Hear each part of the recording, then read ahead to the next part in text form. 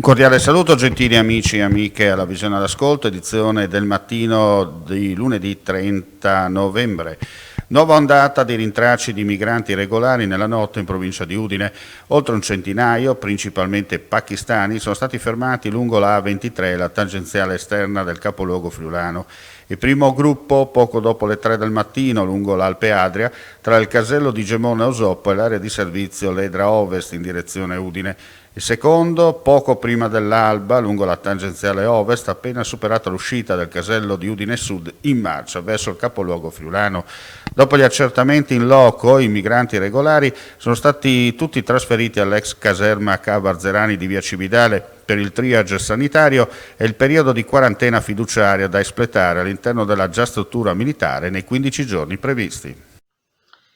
Alcune persone mi hanno segnalato che pur avendo avvisato il proprio medico di base, non sono state prese in carico dall'ASL di zona e quindi non risultano essere fra le persone che possono essere state contagiate da Covid.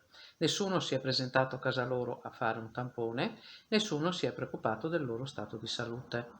Parliamo molto di autonomia. Bene, l'autonomia è anche che il comune vada a verificare queste cose, che il comune controlli il proprio territorio e i cittadini del proprio territorio, soprattutto se questi hanno segnalato il loro stato di salute.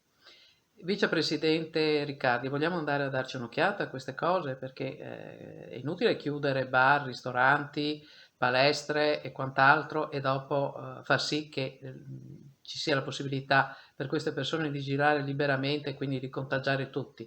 Ovviamente loro non lo fanno perché hanno buon senso e senso civico, però la possibilità c'è, quindi ci aspettiamo un controllo maggiore da parte delle istituzioni. Grazie.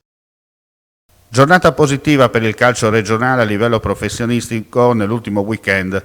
Dopo la vittoria del Pordenone, Corsara-Pescara per 2-0 sabato in Serie B, l'Udinese risorge a Roma infliggendo un sonoro 3-1 alla Lazio, dando primi segni di risveglio incoraggianti dopo il letargo anticipato visto fino ad oggi.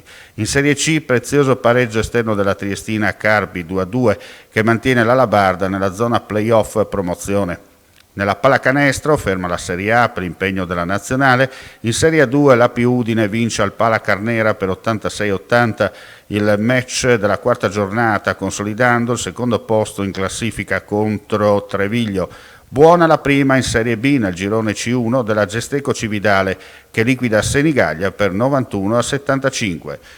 Prossimo appuntamento con l'informazione nel primo pomeriggio. Grazie.